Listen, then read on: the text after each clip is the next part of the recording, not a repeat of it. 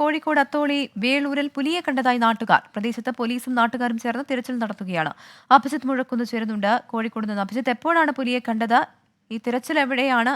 എങ്ങനെ പുരോഗമിക്കുന്നു? പ്രവിധ, ഈ പ്രദേശത്ത് ഇപ്പോഴും പോലീസിന്റെയും നാട്ടുകാരുടെയും നേതൃത്വത്തിൽ പരിശോധന നടക്കുന്നുണ്ട്, തെരച്ചിൽ നടക്കുന്നുണ്ട്.